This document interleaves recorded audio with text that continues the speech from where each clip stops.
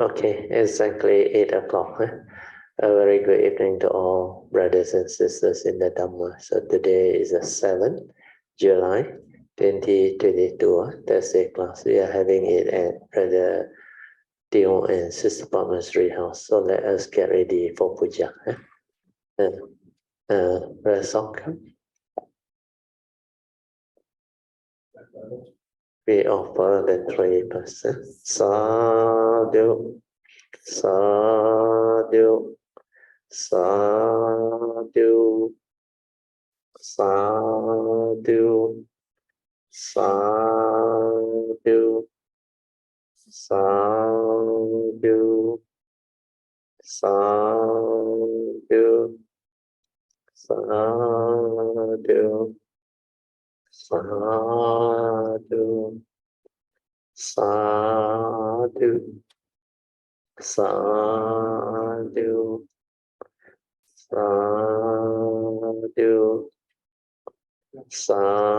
sadhu, sadhu, sadhu, sadhu, học xuyên, sadhu, sadhu, sadhu, sadhu, sadhu, sadhu,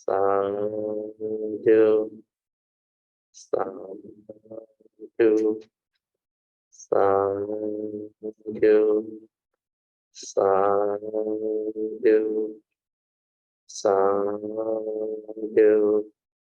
sadhu,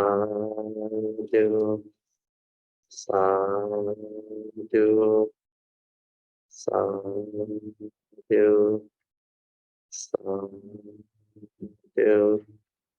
sadhu, sadhu, sadhu, sadhu, sadhu. Okay, thank you. You all can be seated. So let us now prepare for puja.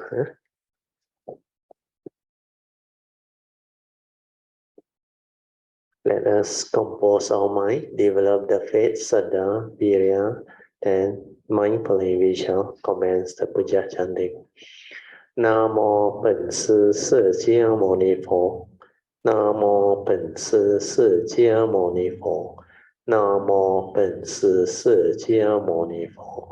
Namo 观世音菩萨. Namo 观世音菩萨. Namo 观世音菩萨. Namo 佛菩萨. Namo 佛菩萨. Namo 佛菩萨. Arahang Sama Sambuddho Bhagava Buddhang Bhagavantang Abhivademi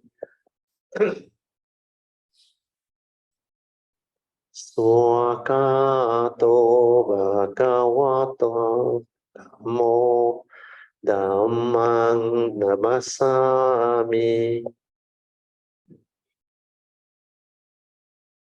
Supatipanno Bhagavato Sāvaka Sangho Sanghang Namami. Namo tassa Bhagavato Arahato Samma Sambuddhassa.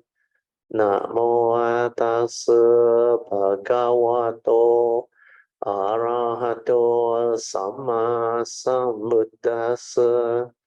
Namo tassa Bhagavato Arahato Samma Sambuddhassa. Buddhang Saranang Gacchami. Dhammang Saranang Gacchami.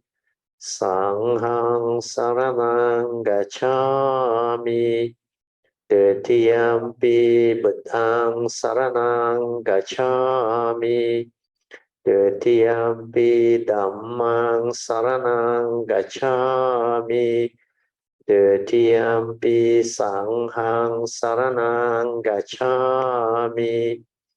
Tatiyampi buddhang saranang gacchami. Tatiyampi dhammang saranang gacchami. Tatiyampi sanghang saranang gacchami. Panatipata veramani sikkhapadang samadhiyami. Adinadana veramani sikkhapadang samadhiyami. Kamesu miccacara veramani sikkhapadang samadhiyami. Musawada veramani sikkhapadang samadhiyami.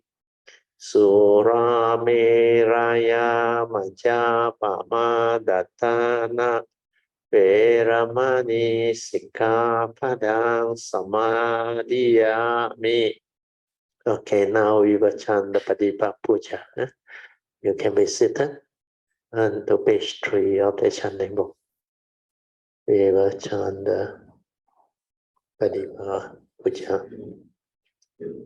Ganna sarapatitena dippena tamadang sina tiloka dipang sambuddhang ujayami tamonudang ganda sambara yuttena doppena hang sugang hina pujaye pujaniyang tang puja bhajana muttamang vanna kanda gunupetang etang kusuma santatin pujayami munindasa siri pada sarorohe.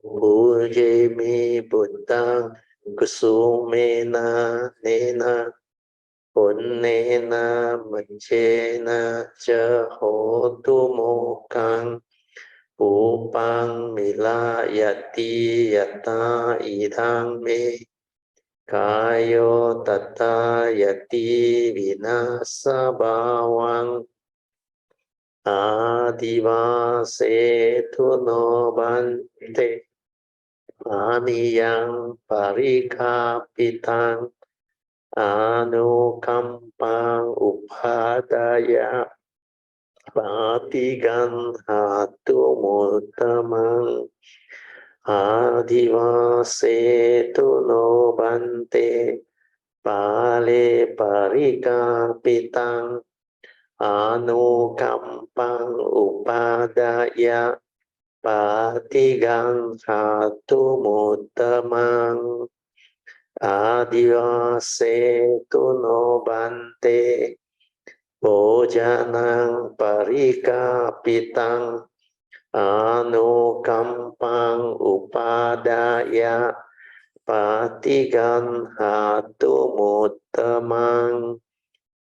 Pass the chanting book. We are at page 5. Now we will be continuing our chanting on the making of aspiration based on our understanding of the significance of all these puja offerings. Okay, so we chant together. Significance of offering of light to the altar, to the triple gem. May this offering of light to the Buddha bring forth the causes and conditions to illuminate our mind and help arise the needed clarity and understanding to dispel all darkness or ignorance therein. Significance of offering of water. May this offering of pure, clear, cool water lead us to the pure, clear Dharma that cools and doses off the fires of all defilements within our mind. Significance of offering of incense. May our morality, virtue, and understanding shine forth far and wide, just like the fragrance of this incense which we are offering to the Blessed One, who is perfect in wisdom and virtue. Significance of offering of fruits. May this offering of fruits remind us of the Dana Parami of generosity and the fruit of our karma, so that we will diligently strive on with heedfulness to attain the path and fruition as soon as possible. Significance of offering of flowers. May our constant offering of flowers to the Blessed One strengthen our faith and constantly remind us of the impermanence of this body, so that we will diligently and sincerely strive on to cultivate Sila, Samadhi, and Panya, leading to ultimate liberation, the born-free Nibbana, and making of oral aspiration. By the power of this marriage born of these offerings, may our spiritual faculties of Sada, Virya, Sati, Samadhi, and Panya be further strengthened until they become balas of power. Then, finally, sharing and transfer marriage to all beings. May this marriage be shared and transferred to all beings without exception, especially to those who have the condition and affinity to receive them. Sadhu, sadhu, sadhu. Let us now pay respect to Triple Gem. Bendang Pujemi, Dhammang Pujemi, Sanghang Pujemi. Okay, you all can be seated. Just relax body and mind and maintain some more attention.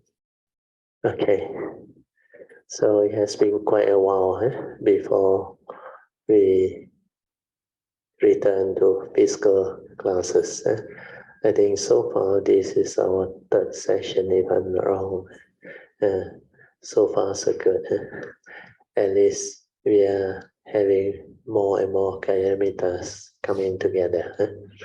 So as usual, we will revert the Thursday class format back to our old usual format, because although we can still conduct the Zoom, but the Thursday class format earlier on was very unique and interesting, because we just have our puja, then after that half an hour of awareness-based meditation, then after that we have our meditation reporting, or whatever Dharma question that you may have, or whatever discussion topic that we may come out with. Then in that way, the sharing become more interesting and differ from normal sutta sharing. So the sutta sharing, the Lotus Sutta, the wonderful Dhamma Lotus Sutta, Miao Fa Lian Hua Jing, we will continue on the Tuesday class. Then our Sunday class will be on all the transcript note that I have done up, because my nature realized not everybody who read my transcript note can understand. So I had to review it, go through it. After I review and go through, I realized the understanding deepened and more people can develop the understanding. So that's how the format for Tuesday class, Thursday class, and Sunday class has been formatted. So we should thank the beautiful condition that the pandemic has reverted back to endemic, and we are allowed to conduct our physical class. So far, so good.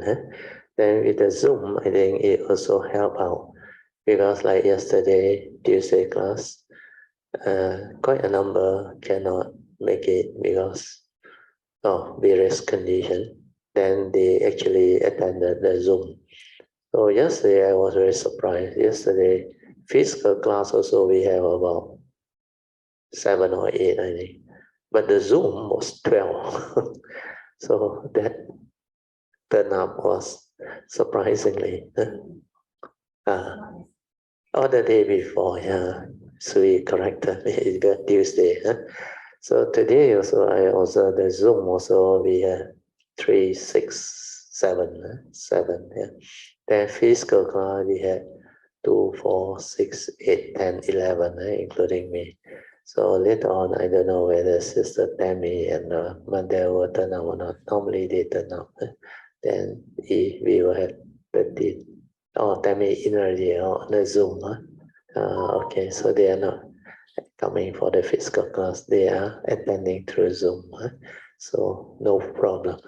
So we welcome all. So as usual, now we will off the light so that we can have our half an hour awareness-based meditation. You will develop the same understanding. Awareness-based meditation means to train our mind in awareness. To be aware means you are in the state of sati or mindfulness before the thought arises. So when you understand what sati is or mindfulness is, sati is awareness before the knowing, before the arising of the aggregate of mind or the thought process.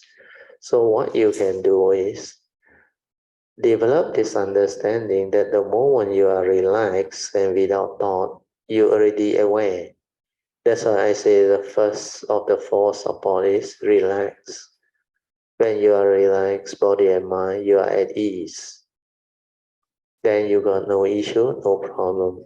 So you are very quiet, you are very peaceful, you are very tranquil still. Then maintain that tranquility or stillness. Yeah, that is your awareness nature. When you don't think, you are automatically aware. But the moment you think, you are lost in thought. You cannot be aware because man can only do one thing at a time. Either you are silent completely without thought and maintain attentiveness or awareness, or you are lost in thought, preoccupy your thinking with your mental activity, movement, proliferation. Then your views, your opinion, your conditioning, your whatever things you carry in your memory is the one that trigger wrong thought before you are enlightened. So wrong thought are thought that will condition the evil roots, especially fear, worry, anxiety, insecurity, or sometimes phobia, especially worry that happen when you are restless. So restlessness of mind is a mental hindrance. It comes from your fear, your worries. Without fear, there is no mind state to worry.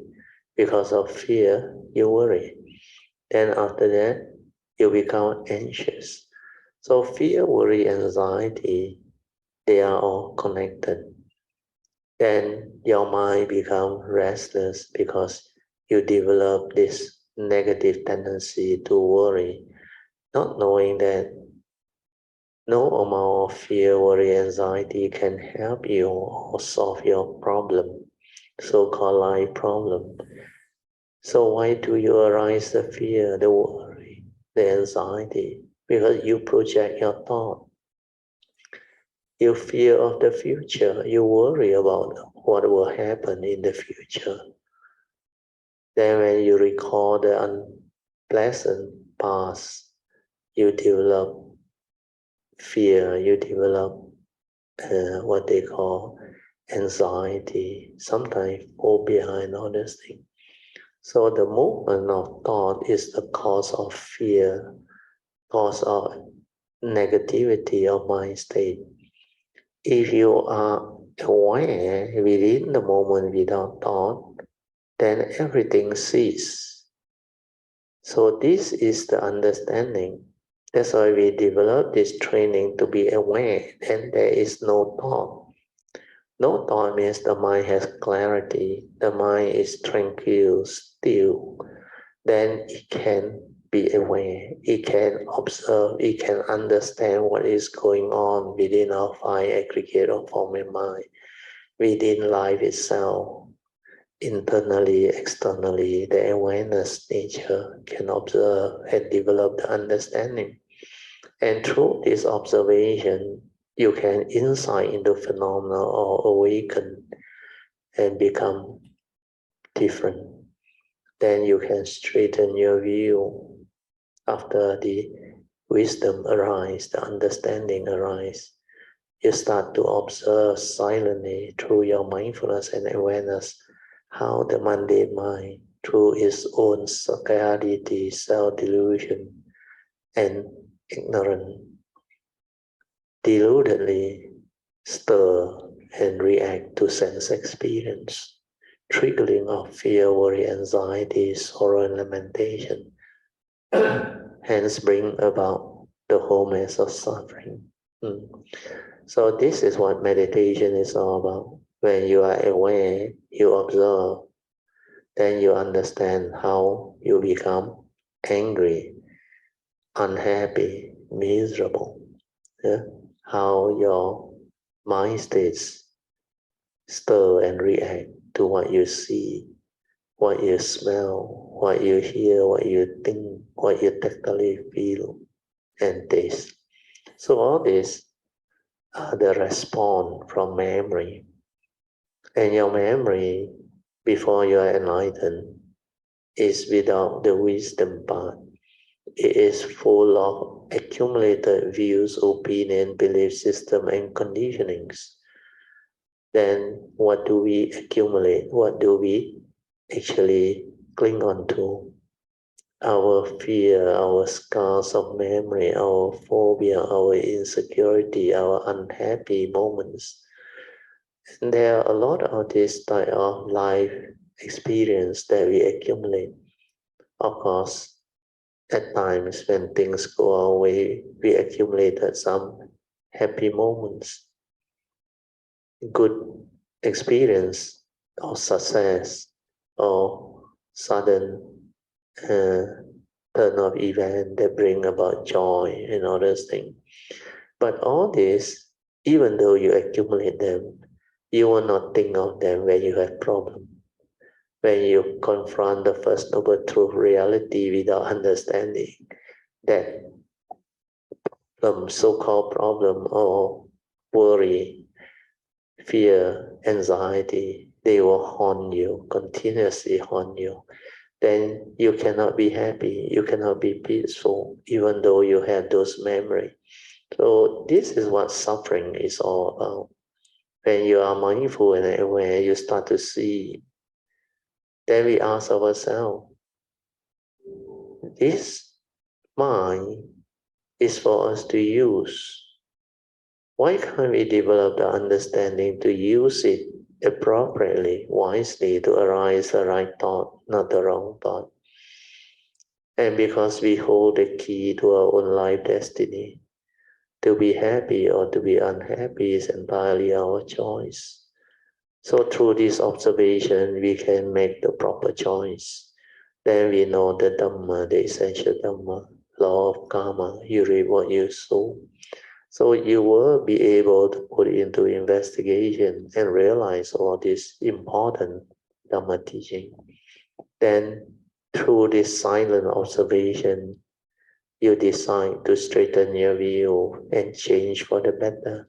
And this is what meditation is all about. When you straighten your view, you are no longer deluded.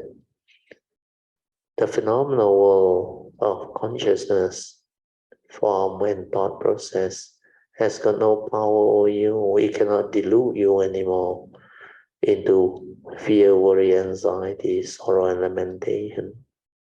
All this, they have their universal characteristics. they are impermanent, they are dependent, originating, condition, arising, cause of phenomena. Through your direct seeing, observation, you will awaken to all this universal characteristic. That's how the wisdom suddenly arises, you realize. So ability to see things as they are, to insight into phenomena, and to awaken can only come when you are completely silent without thought. Otherwise, you will use your thinking mind, your thought process to analyze, to reason. That will give rise to knowledge. And that knowledge is not wisdom, cannot free you. That's why thought-based meditation cannot give rise to the Dharma, which is beyond thought, beyond mind. So all this understanding, when you have, you will know how to meditate. Okay, with this, I think I will let you continue with your awareness-based meditation. Okay, you can slowly, mindfully come out of meditation. Try to maintain whatever inner peace, inner calmness, and inner awareness that you have developed for as long as you can. These are the mind state that you have trained. These are the spiritual qualities that you need to develop the daily mindfulness or meditation in the midst of life, leading to heedfulness. Okay, now you will do the invocation of the Devas. Turn to page 6 of the chanting book. Invocation to the Devas. In this universe, in their entirety, let the deities or Devas come here. Let them hear the good teachings of the King of Sages, which is heaven and release Nibbana. This is the time to listen to the teaching. This is the time to listen to the teaching. This is the time to listen to the teaching. Then we will chant the Pali together. Samanta Chakawalisu Atra Gachantu Devata Saddamang Munirajasa Sunantu Sakamokadang Dhammasavanan Kalo Ayang Badanta Dhammasavanan Kalo Ayang Badanta Dhammasavanan Kalo Ayang Badanta Namo Tassa Bhagavato Arahato Samma Sambuddhassa. Namo Tassa Bhagavato Arahato Samma Sambuddhassa.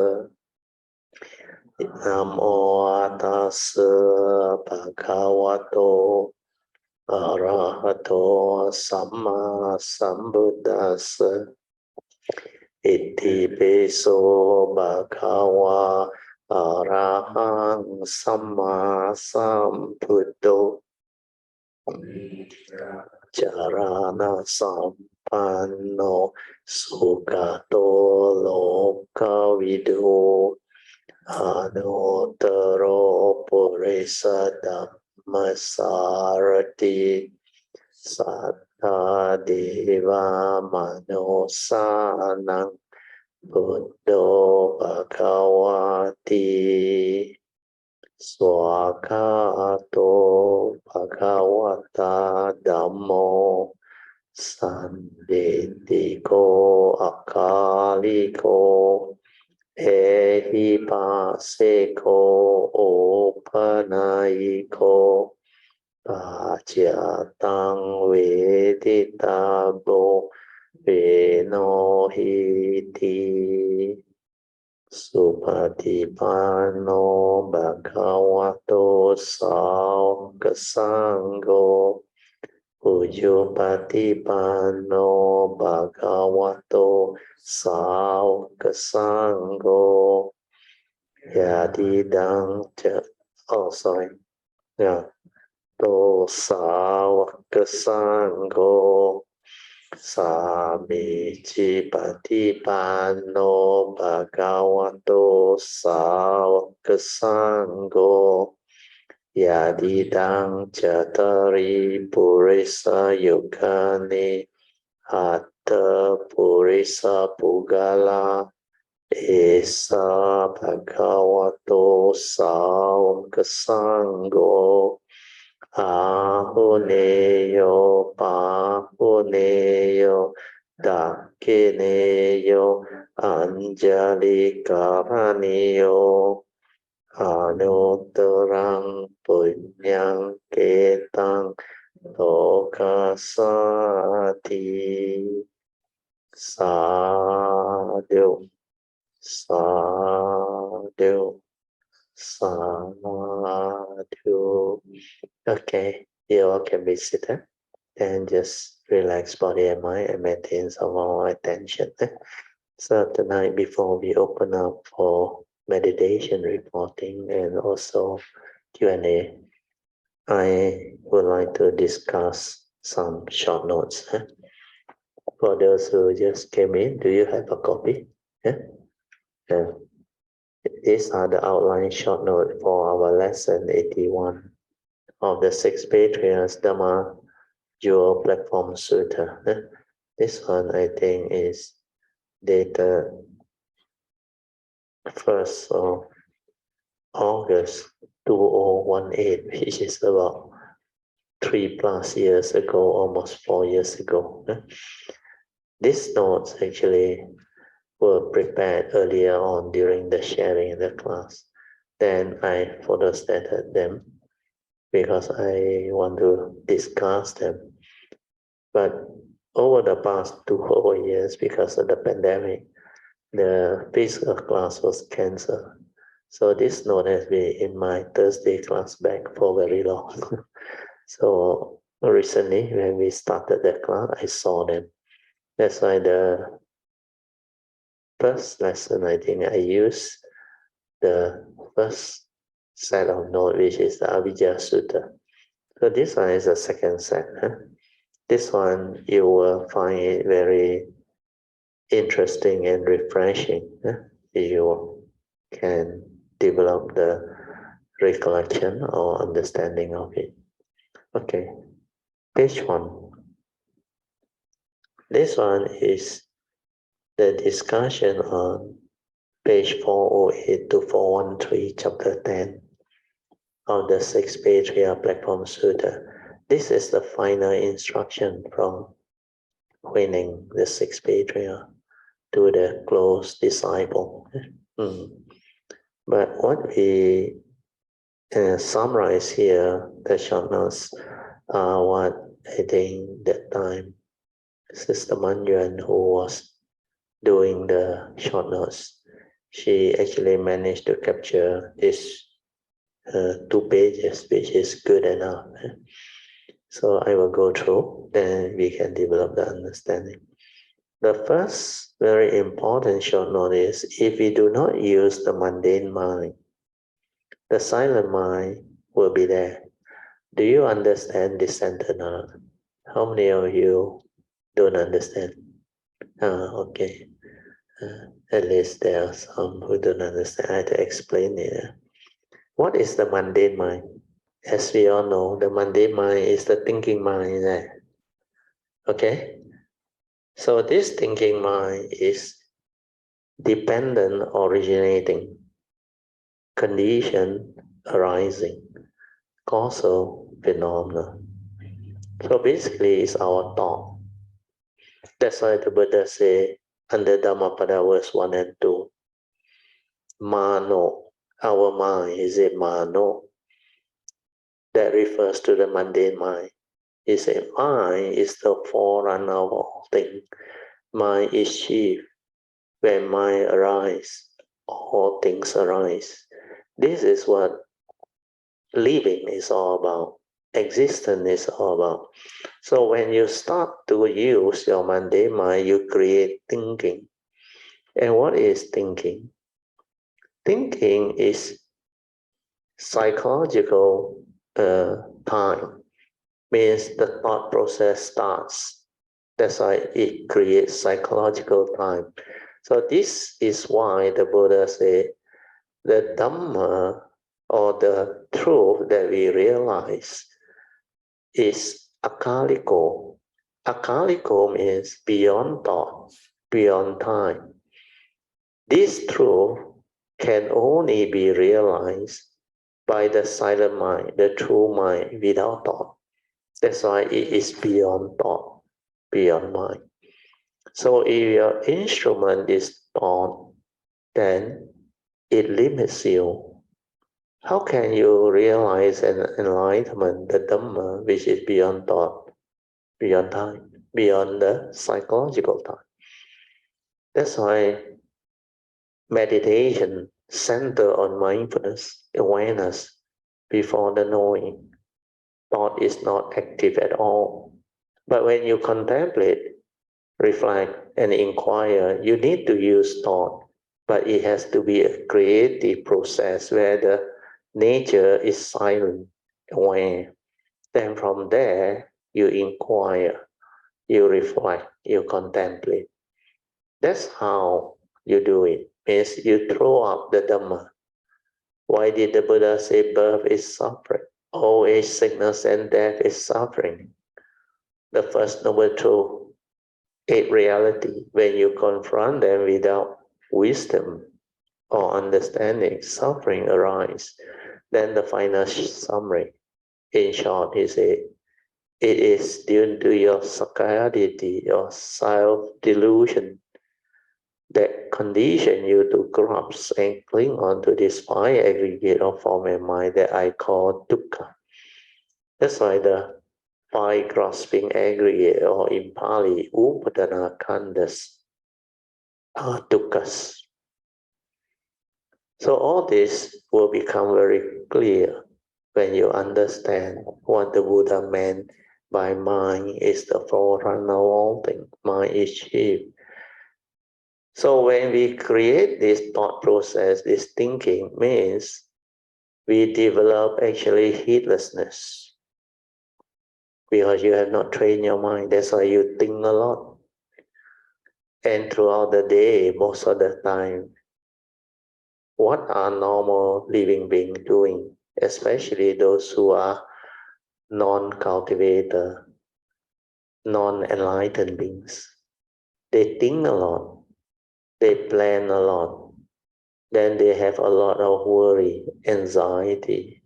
They stir their mind, they react to sense experience, basing on their views, their opinion, their conditioning, their belief system that they accumulate in their brain while they go through life. Your education, your parental, whatever guidance, your race, your tradition, your education, even the media nowadays. Last time is the newspaper, then the magazine, the books. Now you have the internet, then you have the social media. You have a lot of what they call information. That's why we had the information age, IT, information technology.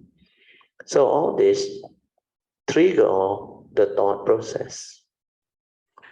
Thought has been used rampantly.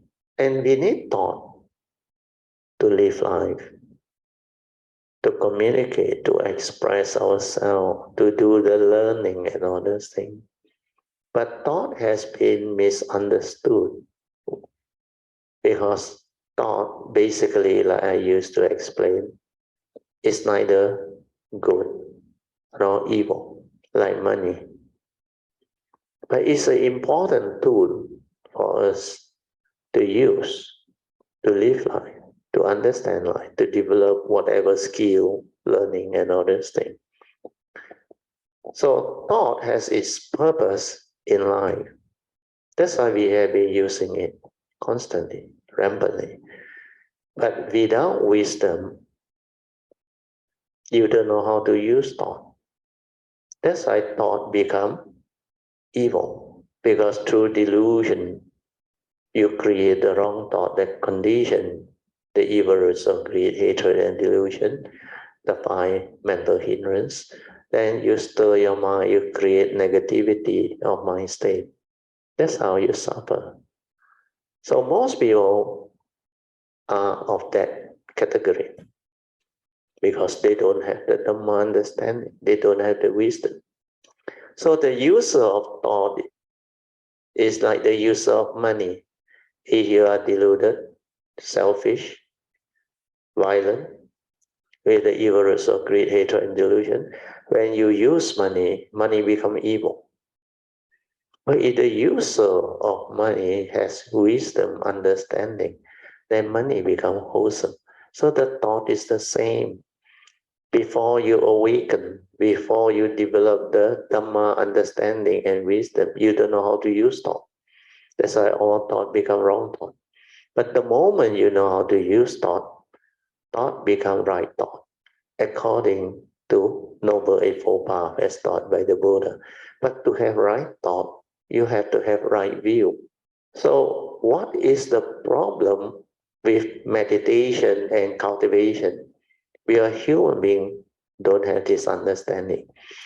Like I always said, thought is the only instrument they have. So what they do, they use thought, not knowing that thought is only used for specific thing, mechanical thing, useful thing, like to learn technology, maths, study and all those things, to remember your name, where you stay, your signature, bank signature, and all those things. So these ones are mechanical memory that you need. But when they come to psychological memory, involving mental intention, mental states, like thought that trigger of fear, worry, anxiety, sorrow, lamentation leading to suffering. These are psychological memory. This one you cannot use thought. You use thought, you are doomed. So the only instrument that human being understood was thought. So they start with thought. They use it to meditate. They think they can develop the wisdom, enlightenment, because they lack the understanding. Like I said just now, thought is limited. We are going to meditate to realize the Dhamma which is beyond thought, beyond time. So if this instrument is limited, then how can you develop the enlightenment? You understand? Huh? You cannot use thought. That's why this one will fail. Then what do you use? Most human beings don't have the understanding unless you understand the teaching, the Dhamma. The Buddha always said heedfulness, although he didn't say silent mind. I use the word silent mind. But he used the word sati, awareness, sati, which is mindfulness or awareness. So this mindfulness is actually awareness before the knowing. The knowing. What is knowing? When you perceive something, you know that. And this is the aggregate of mind.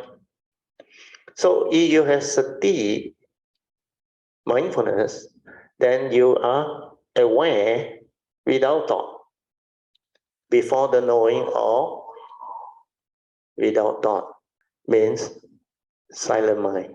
When you understand this, then you know to meditate, you need sati. That's why he said you have to be heedful. Dhammapada verse 21. Heedfulness is the path to the deathless. The heedful never die. Whereas heedlessness is the path to the dead. The heedless are as if dead. So when you understand that, we have to ask ourselves, what is heedfulness? Heedfulness, according to the Buddha, is Dhammapada verse 23. Because the moment you are heedful, you never die. You are destined for enlightenment. So under Dhammapada verse 23, the Buddha said, the constantly meditative, ever mindful, and steadfast one, they will realize the enlightenment, which is Nibbana. So to be heedful, you have to be ever mindful, constantly meditative, plus constantly meditative. That's why you need to train your mind to be mindful, to be aware, then stabilize it to be ever mindful, then use it to meditate. That's why from sati, you develop the meditation. This is correct, this is wrong. Do you understand? Okay? So to meditate is to silence your mind, to develop awareness, so that you have the ability to be aware. Because man can only do one thing at a time, like I said just now. Either you are aware within the moment to observe, to insight into phenomena, to awaken or to understand, or you are thinking. Thinking means what? Lost in thought, preoccupied with the thought process, the emotion, the reaction, the chattering, the comment. That's why this mind that is untrained, is heedless, think a lot. They have a lot of issue inside there. They think a lot, they fear, they worry, there's anxiety. Then they analyze. They, in the name of investigation, they reason, right and wrong, reality, everything they create. So when you are busy thinking, worrying, planning, and doing all those mental proliferation, how can you pay attention? How can you understand what is going on? That's why what you see through memory, you recall, you create that perception according to your memory, which is not wisdom. Right and wrong according to you, like and dislike according to you, pleasant, unpleasant according to you. That's how you become what you are. So unless you understand this, you will continue to do thought-based meditation, which lead you nowhere. You cannot realize the Dharma, which is beyond thought, beyond time. That's why you have to start from here. With this understanding, now you go back to the notes, you will understand. I read the notes again.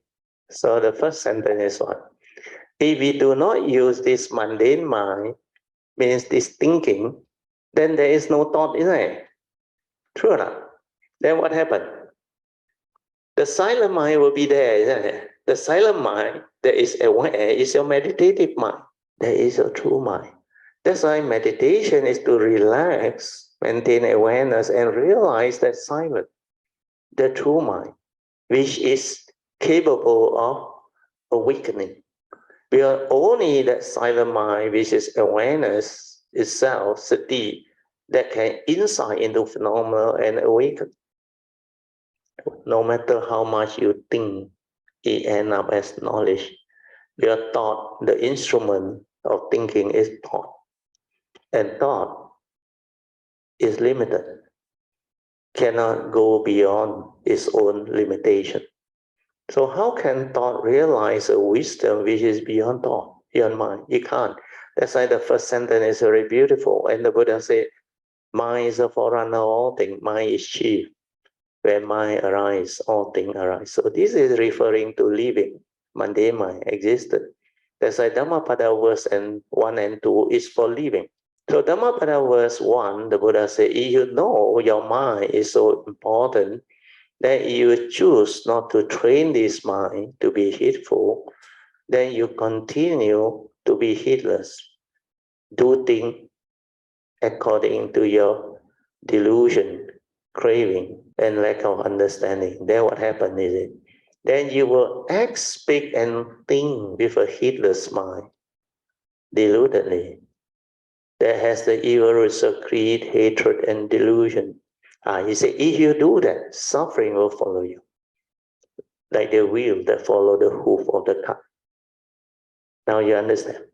So he said, your life, you choose what type of life you want. You choose to be heedless. When karmic hit back, when you suffer, don't blame anybody but yourself.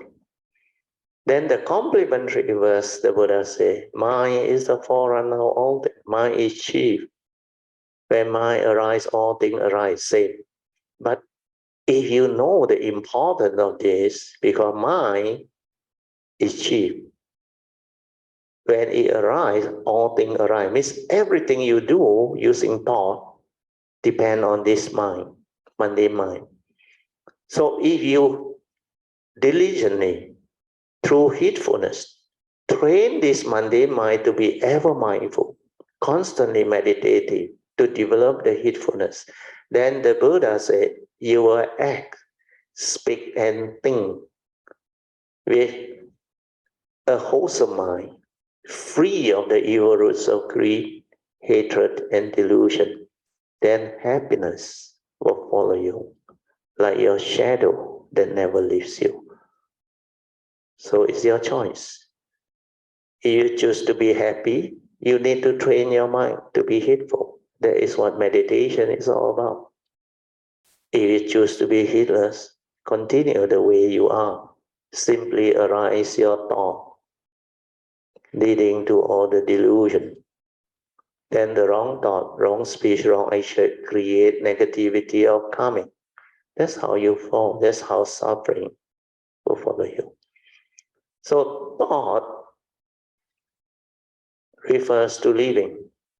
Dhammapada verse 1 and 2 is the choice that living being has. When you understand this, you will intend on heedfulness. That's why the Buddha said the wise, Dhammapada verse 22, they will intend on heedfulness. And because they intend on heedfulness, they will rejoice in the rhyme of the Aryas. So this first three verses of the Apamadavada Vagas, or the heedfulness section of the Dhammapada, very clearly define his teaching. The instrument that you need to meditate, to transcend, to awaken, to become enlightened. Whereas Dhammapada verse 1 and 2 is for living life, to understand the basis of life, law of karma. If you are heedless, you create negativity of karma, it leads to suffering. If you are heedful, you can be sensitive, mindful. Then you can undertake the training rules to keep your precept, to abstain from all those negativity that lead to karmic downfall. That's how you develop the right thought, right speech, right action, and right livelihood, leading to the ability to arise the four right effort, to constantly purify your thought process, to develop the meditative awakening and understanding. There are 5 ways to overcome unwholesome thought which the Buddha has taught us. The first 2 are still thought-based. First, think of the opposite, direct wholesome thought to counter the negative thought, like hatred, anger. The direct opposite of hatred and anger is what? Loving kindness, metta. So when you have love, how can you be angry? You can't. But when you have delusion, the evil root arise, then selfishness, greed, hatred, delusion, they will arise. So without delusion, the mind doesn't become entangled.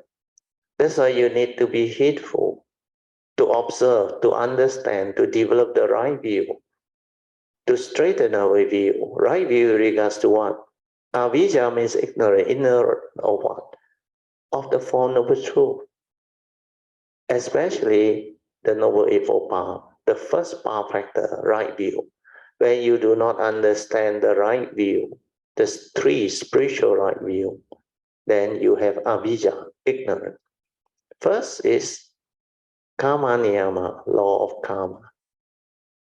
Then chitta niyama, law of the mind, how you function as a human being, how your mind actually based on the Paticcasamuppada or dependent origination theory or teaching. If you are mindful and aware, then you can see the link. You understand what the Buddha taught. I mean, without mindfulness, you cannot see. You use thought, you are dead. You cannot understand. The thought itself limits you. There is no clarity. There is no tranquility, stillness. That nature is not there. It cannot insight the phenomenon. It cannot awaken. It cannot observe. It is full of views, opinion, accumulated memory. Yes, I thought is respond to those accumulated memory. And what is thought? You have experiences, good and bad, that you accumulate into your brain. And this one, memory, is of the past, not the reality. How can the past understand the truth, the reality? The past is as dead as the dead live. That's why there is no way. Acting according to memory is not acting at all. You have to act with awareness, leading to the wisdom, the understanding.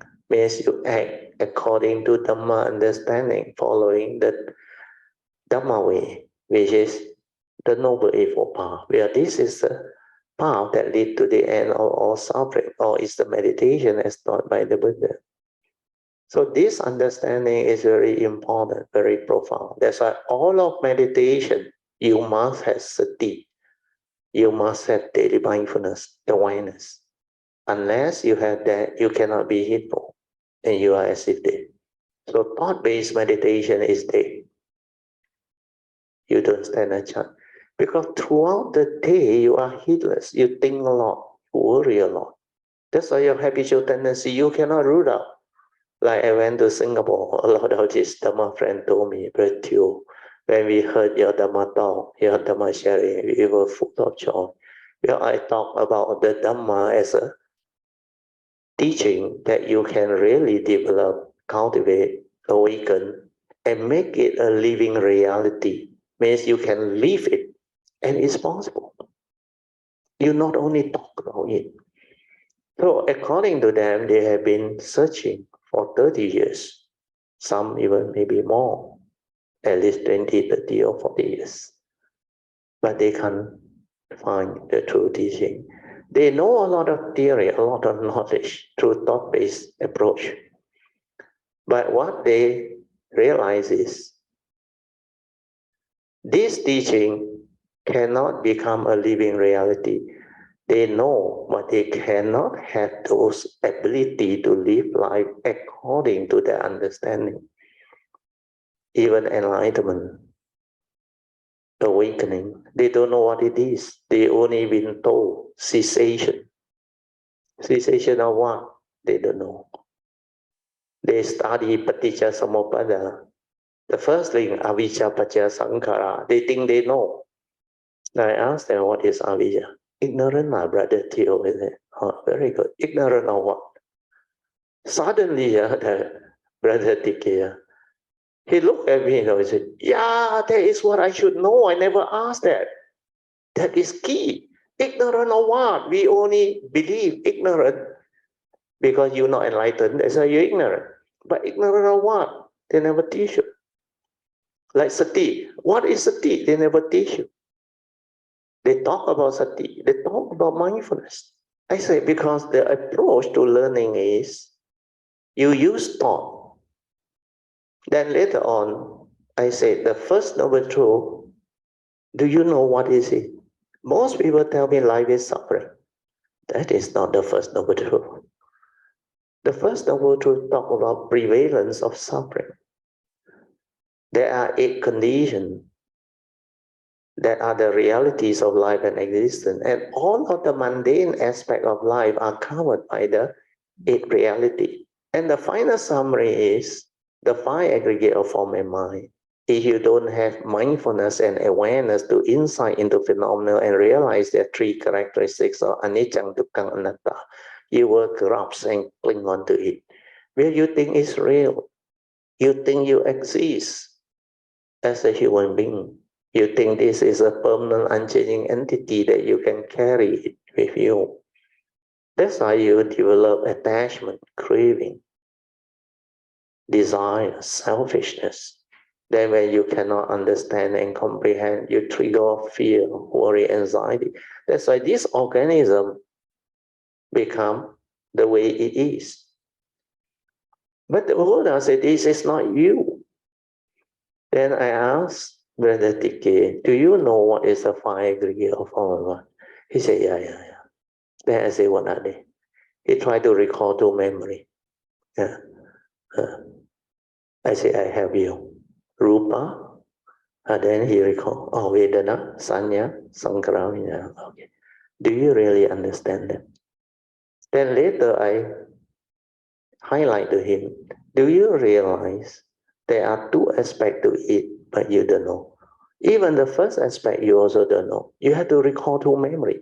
Everything I ask you, the 5 spiritual faculty, he got to recall to memory. And they all study Abhidhamma and all those things. They can rattle the Abhidhamma link. But what is it? They think it's over the 3 period of time and all those things. I don't blame him. I say a lot of people are like him doing all this. Why? Because they approach it using the thought, knowledge-based type of analysis, studying, reasoning, thought-based. If you do that, you can never realize and awaken. Because this is what thought is all about. If you are not able to be heedful in the midst of life, the Buddha already, under Dharma verse 21, make it very clear. You are as if dead, spiritually dead. You don't stand a chance. So understanding this is very important. So now you know why I keep on trying to emphasize on awareness-based meditation, so that you develop the awareness, stabilize it, to be heedful, to be ever mindful. Then use it to meditate, to cultivate Noble Eightfold Path, thereby leading to heedfulness. Then you are destined for enlightenment if you do that. And it's not difficult. So now you start to read through what I share with you, you will start to understand. So the first one I have gone through, if we do not use the mundane mind, your silent mind or true mind will be there. So you don't try to suppress the thought and control the thought and don't want to think. No use one. Because the thought will arise. Why did the thought arise? Because you go to your brain, your memory. Your thinking is always up here. And you cannot see what is happening where you are not mindful, you are not aware of what is going on inside you.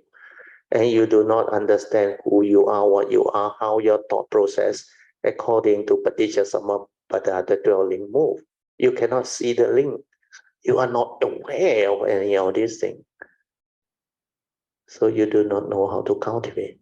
So when you are aware, what happens is you are at the heart, you are not at the brain. The awareness nature is at the heart. When this one, which is just aware, aware, you break the what they call mechanical conditioning or the constant heedless thinking, like that momentum is broken. Because when you are aware, you cannot think it. But because you have been so conditioned by the thinking, you cannot stop thinking. Split second, you go back to thinking. Split second, you go back to thinking. You are hardly mindful, hardly aware. You hardly have any awareness, which is the space between thought. When you are aware, there is no thought. There is the space.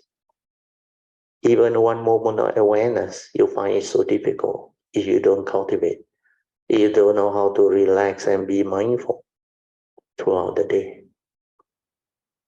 That's the danger of heedlessness. So understanding this, as I always say, unless you are mindful, your daily mindfulness is developed until it's very stable, you can never start the real meditation.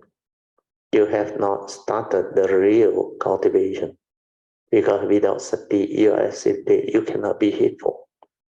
So all the formal meditation, concentration, focusing the thought base, developing all the one-pointedness, energy field, the calmness, the jhana, everything.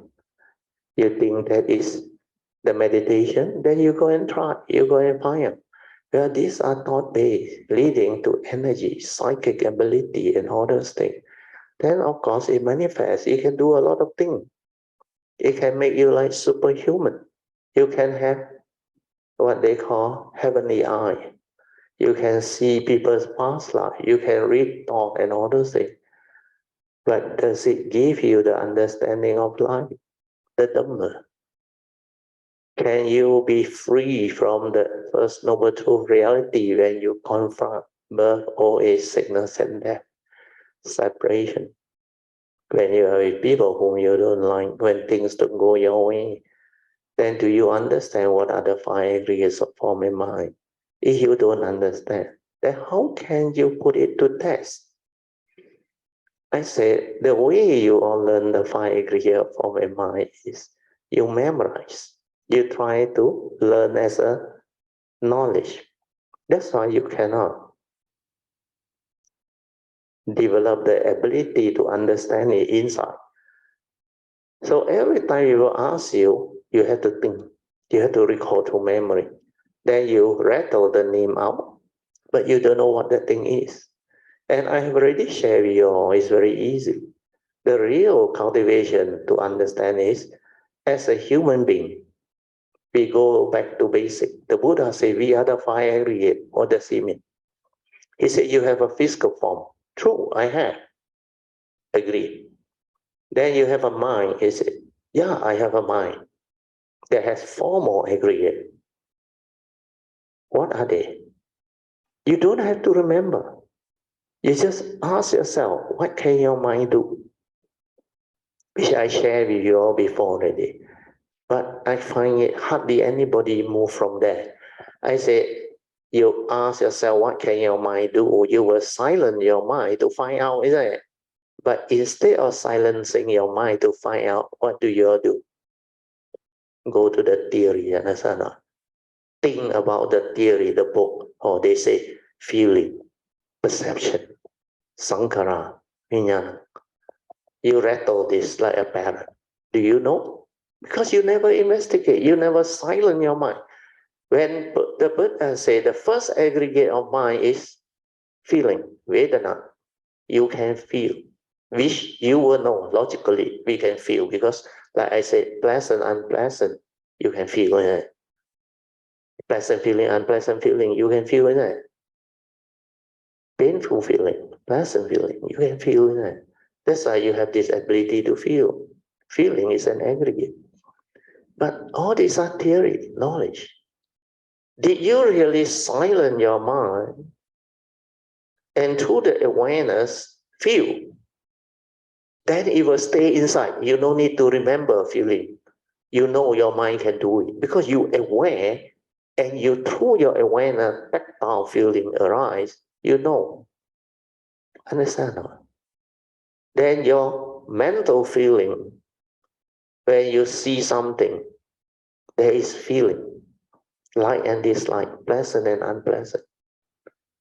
At that moment of perception, awareness, that seeing consciousness, at the moment of seeing, when you are silent, aware, you can see that process through mindfulness, that mind that develop that perception. And how does that perception come in? Initially, is the direct seeing without words, without thought. Then how you retrieve through memory, views, opinion, and conditioning to stir your mind, to create that reality. Without mindfulness, you cannot see all this. That's why you cannot understand what these aggregates are. Every moment of perception, seeing, hearing, smell, taste, tactile, and thought, you can be aware. You need the silent mind, awareness.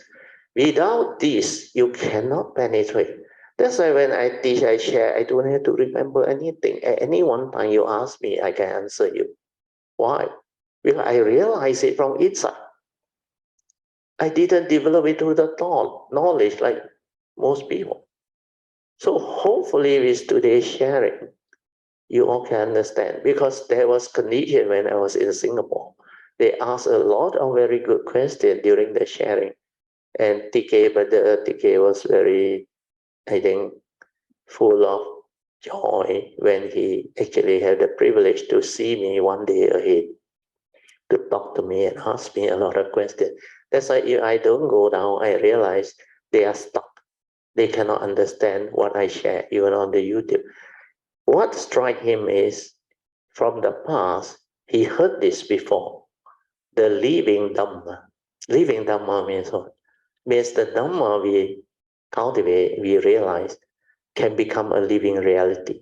That's why that one impact upon him, because he heard it before in previous life. That's why that one give him a lot of faith and joy. That's why he wants to know me. I haven't seen him until that day in Singapore, together with my daughter. So how can somebody who don't know me can be interested in what I share just because of that few important, very important words? He didn't really penetrate my Dhamma, my sharing, until I went down and explained all this thing. At first he got a shock. He said, no wonder. He said, I keep on hearing thought-based meditation, cannot, but he cannot understand until I went down to explain. So hopefully now you all can develop the awareness to go in and find out. This is what the Buddha said, Dhamma investigation, Dhamma vichaya. You investigate. First factor enlightenment is sati. With sati, you investigate. Means you don't think. You're silent. What can your mind do? Within that silence, when you are silent without thought, there is nothing to cloud you on the side. There is clarity. Then whatever happened, the feeling that arises, the perception that arises, you aware there and then. But your sati must be very stable. Otherwise, it becomes a thought. Otherwise, that subtle thinking behind will come and deceive you. Is this sati? Is this feeling that Brother Theo talked about? Is this perception? Then all of that thought-based approach come back because the conditioning is so strong. To root out is very difficult. So going through the aggregate again, the form you can know, the feeling, if you're silent, you can know. Then the next one is what? Perception. If you're silent, you also can know. The moment of seeing, how you perceive it, like I explained, the two types.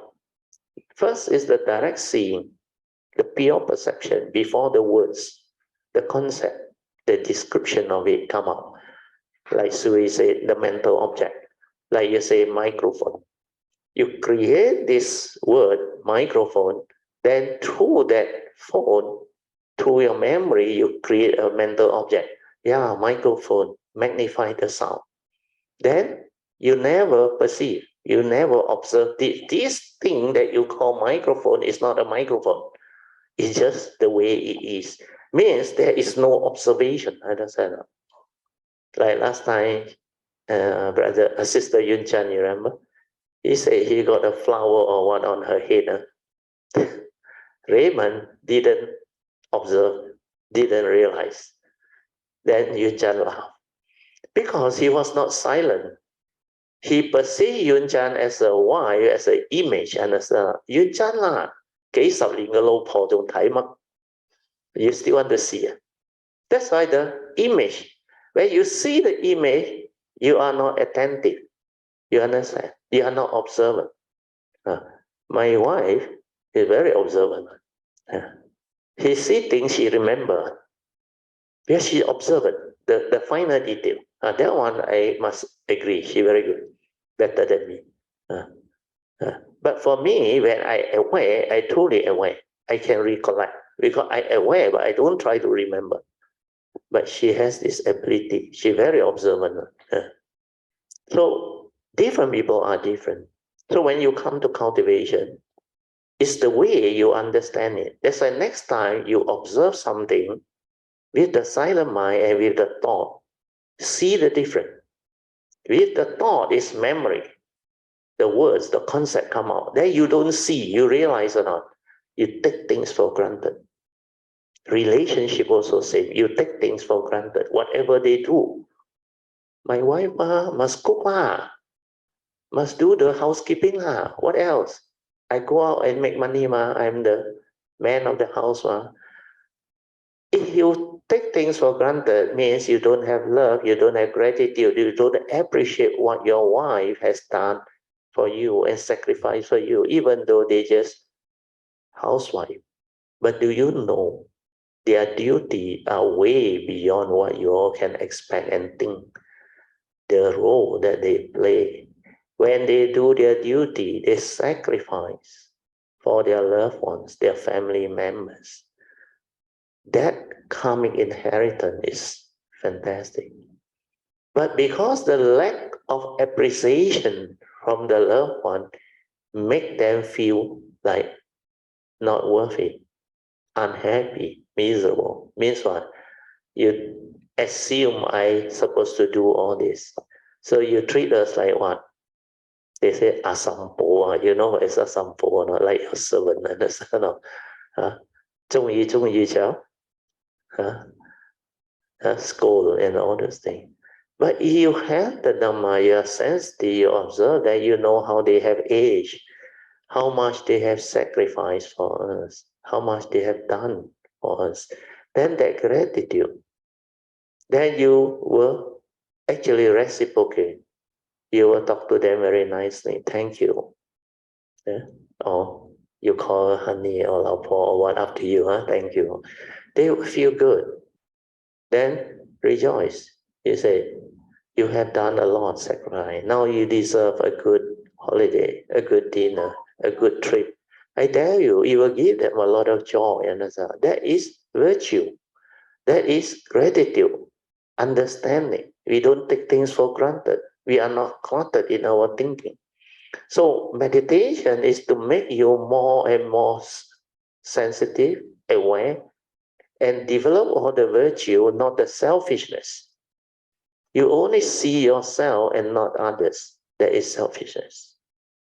But when you observe, you see what they go through, their misery, their sacrifice, their hard work and all those things. Then you start to become compassionate, loving, understanding.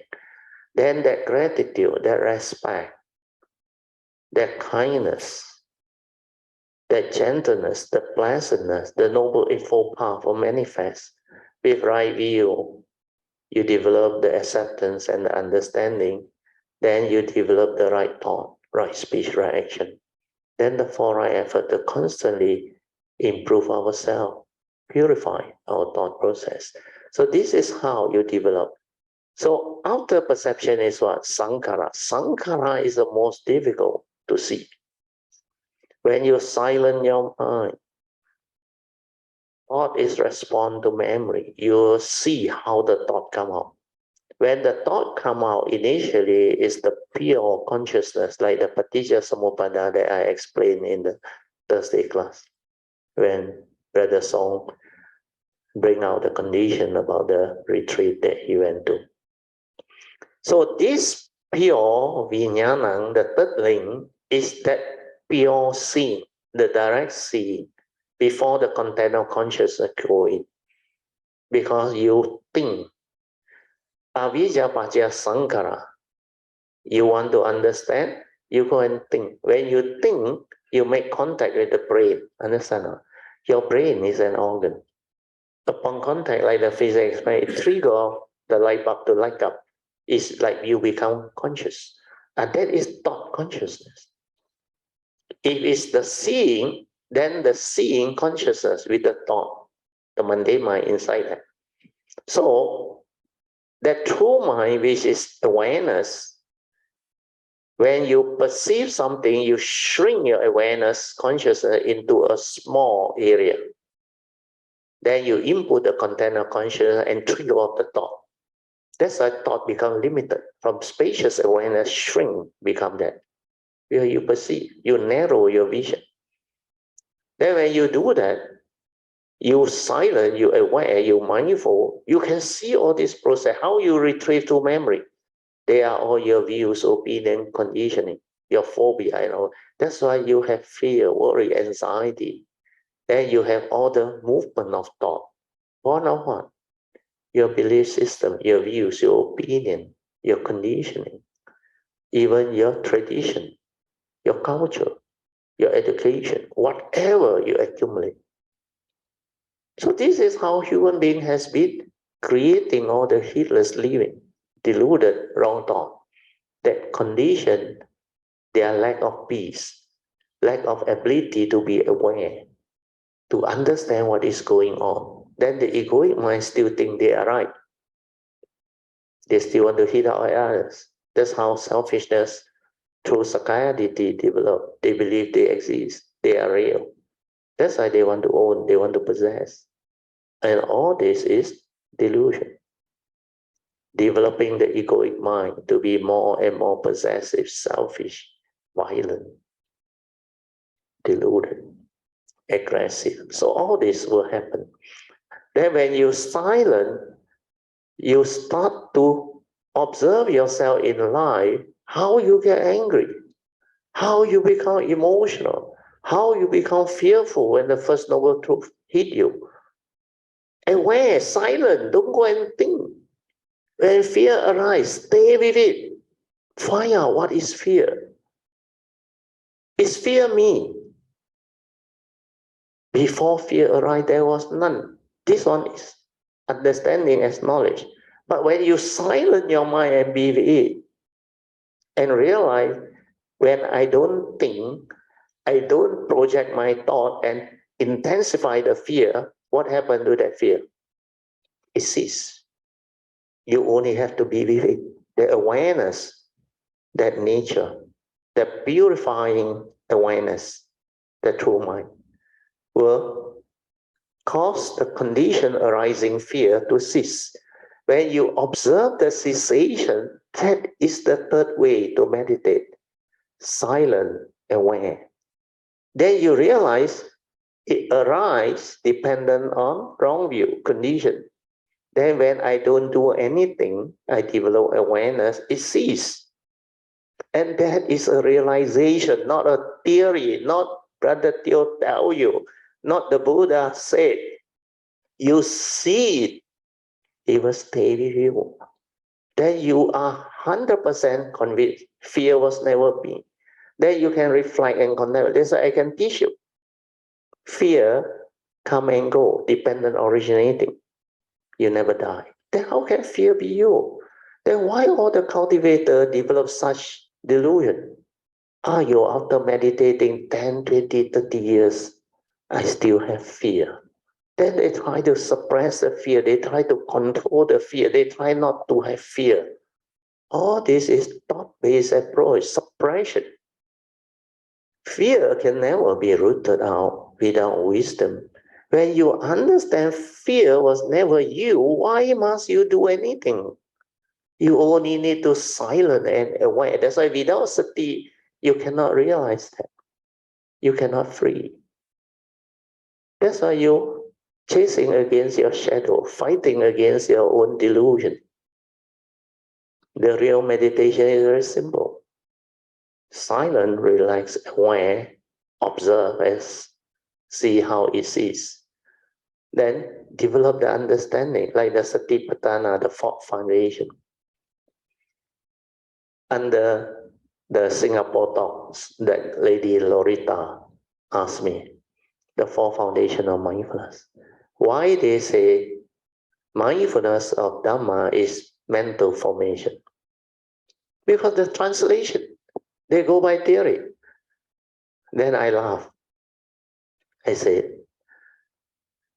do you know what is mental formation? Is there anything that the mind form is mental formation? So what do you think? I said, you all learn the translation, just like right effort. The 5 spiritual faculty, Virya, he said, right effort. I said, do you know, under Noble Eightfold Path, the 4 right effort, the Pali word is different. Sama Vayama. Then only he realized they depend on the English translation, lock, stock, and barrel, to memory, they come out. Oh, they say, I don't know. Virya is spiritual zeal, spiritual tenacity to go this way. It's an energy. I thought it's an effort. Because all the translation is effort. So similarly, when it comes to that 4 foundation of mindfulness, the books say, and these are very authoritative books, you know, these are commentaries, you know, written by the famous commentators, you know, of Buddhism. You dare to challenge it? Then I say, why is it so difficult for you to understand? Why must you believe and memorize through knowledge and try to guess what mental formation is? Then I asked her, do you know what is the 4th foundation of mindfulness? Mindfulness of Dhamma means Dhamma Nupassana. And what are the 5 categories of Dhamma? She cannot remember. She don't even know until Po Cheng or my wife whisper to her. I said, first category is mindfulness of the 5 mental hindrances. I say, what are they? Have to recall to memory the 5 mental, cannot even state them. So I said, do you realize what are you going through? All memory. You don't want to learn, you don't want to find out, you're never aware, you never going. You look at the sutta, it's very easy to understand. Dhamma Nupassana, mindfulness of Dhamma, the essential Dhamma. What are the Dhamma? First category is a 5 mental hindrance. That 5 aggregates of form and mind.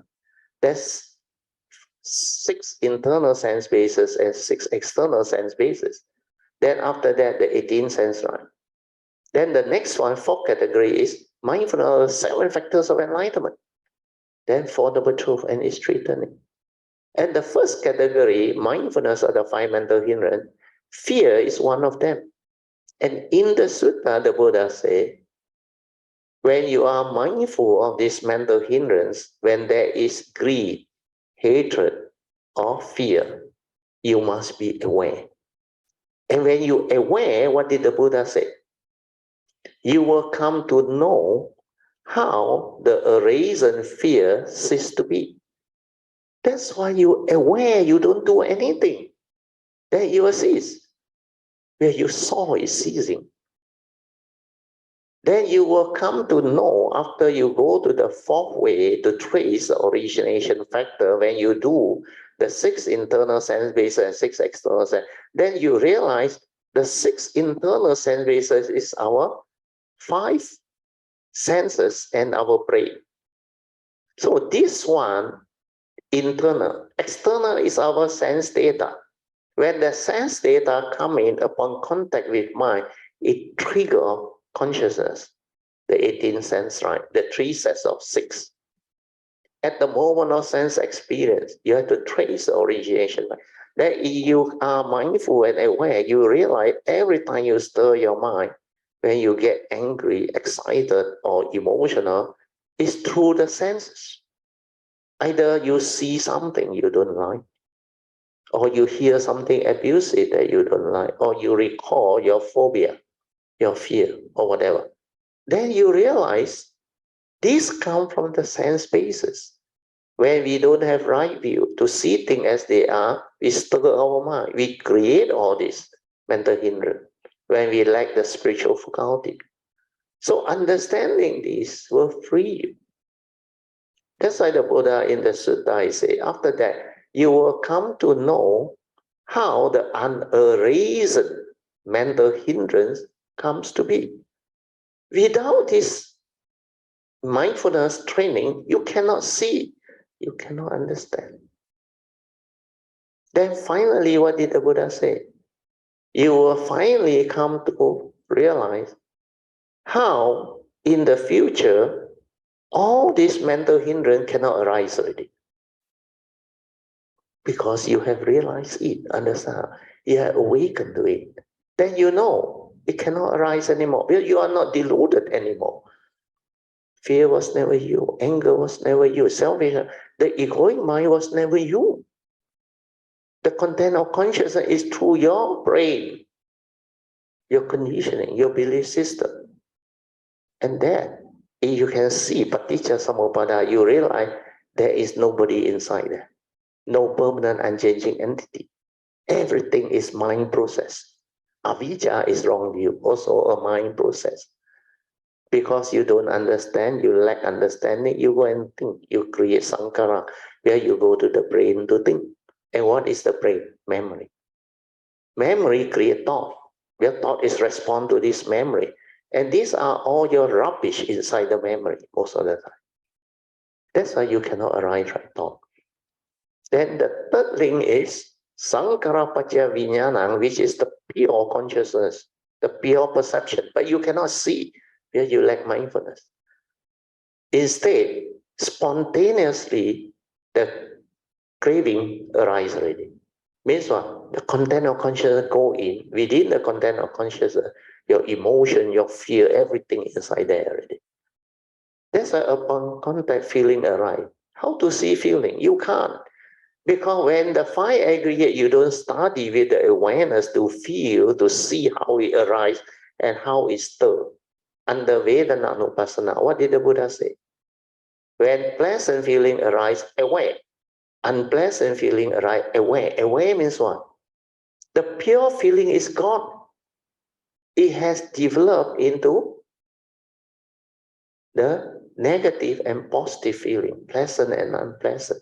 Means sensual desire and you has arisen.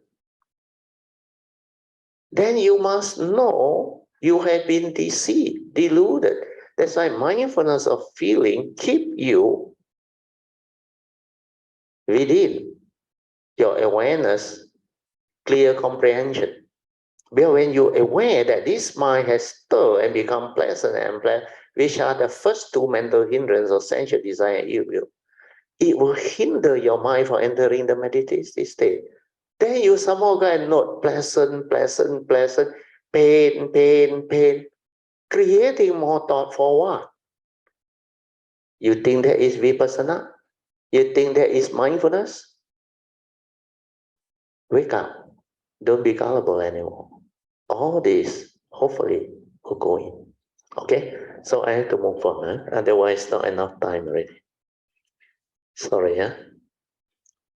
So use the silent mind to investigate and meditate. Now you know, huh? You understand this statement or not? 4 years ago. Use the silent mind to investigate. Means silent everything to find out what the Buddha said. Don't believe. Even what I say, don't believe. Silent. When you through your awareness, aware, no need to remember. That thing is with your nature. Because you saw it. The observation of it through the awareness, the true mind. This is how you meditate. Then the three hallmark of training is to enhance the understanding. The first hallmark is no thought. No thought must be born of a free mind, not a one-pointed mind in concentration. That one is a conditioned state. So no thought born of a free mind. This one is the sainthood way. Means a glimpse of nibbana, cessation. Without thought, you are already aware in sati. So don't try to be aware. The silent mind, which is the meditative mind, is just aware. Cultivator must allow the mundane mind to naturally cease. We are not doing anything to realize the wisdom born of the direct seeing from the true mind. The mundane mind is the thinking mind. So now you understand, huh?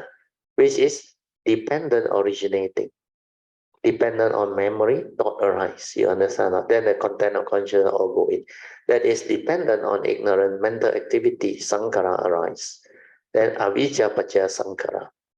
Only need to maintain awareness. We are allowing the mundane mind to return to its original state of stillness and silence before the stirring to realize your true mind. That is how you meditate. That is how you maintain awareness to develop the understanding, the awakening. not all the thought-based meditation method, technique, do this, do that. Who is doing? The thought is doing. When thought is active, how can you be aware? How can you observe? You are observing through your thought process, which is your memory. And the memory is full of rubbish, conditioning, belief system. These are not wisdom. Okay? Then the second hallmark is no mark. This one, the Bodhisattva way people cultivate.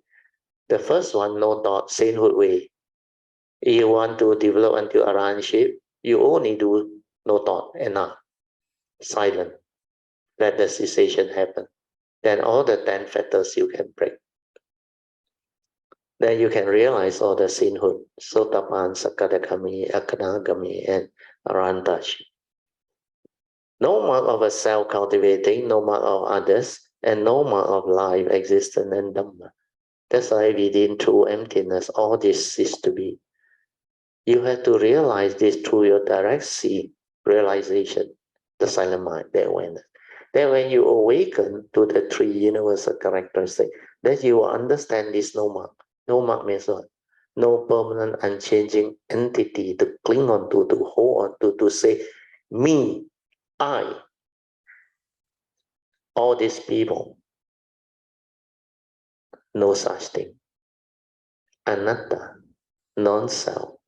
That's why no mark of a self, no mark of a permanent, unchanging entity within the conditioned world. Where the conditioned world is dependent oriented, how can that thing be a permanent, unchanging entity? Like this body. If it belongs to you, you can tell the body, don't get old, don't get sick and die. You go and find out, see whether this body listens to you or not. It was never you. You want to get sick also never ask permission from you. Understand or not?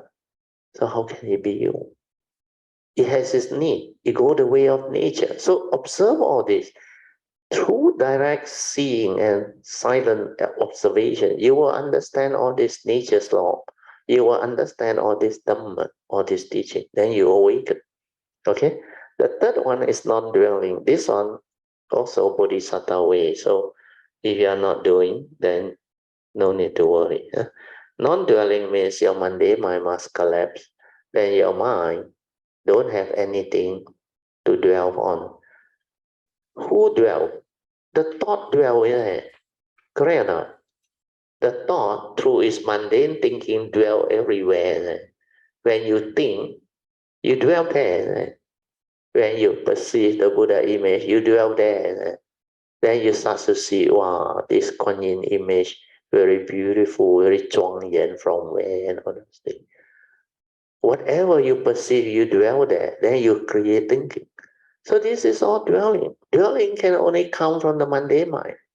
So if your mundane mind collapse, you never dwell, you only aware. That's why I come out with the term specific phenomenal awareness, spacious awareness without a center. How can I know?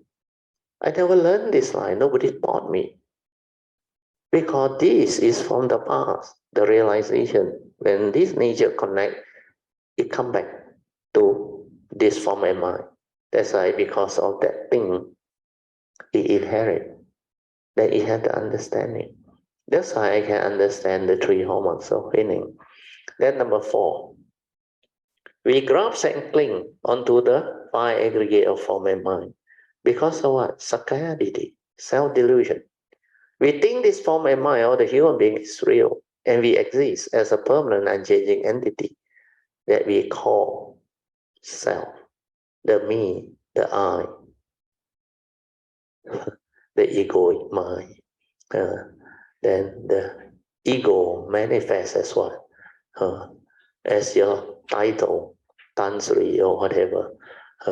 Or when you become very famous, your title and all those things. So all these are grasping, born of delusion. When we think we exist, we think we are real. Then we develop the ego, that trigger of the 3 roots of selfishness, emotional negativity, and delusion that condition your fear, worry, anxiety, restlessness of mind, etc. Then number 5.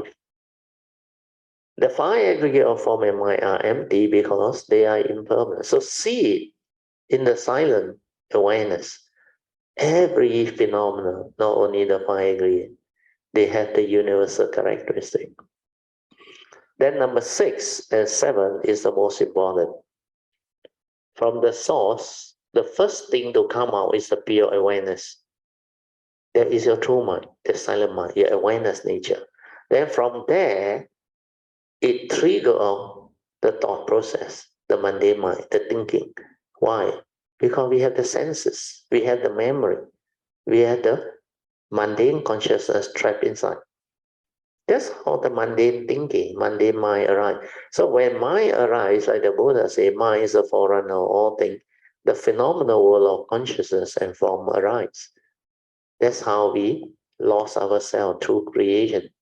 So to reverse, we have to meditate through what? Through the triangle. You look at the triangle. The top part is what? C is what? Your pure consciousness or your pure awareness, that is your nature. The first thing to come out is the pure awareness of consciousness. That one is without thought. That is your true mind, your silent mind. Then from there, how you start? As a baby, you don't know anything. So they teach you the mundane seeing. They say A, apple, papa, mama, everything you see, they create conditioning in you. That's how you learn. So you learn through memory.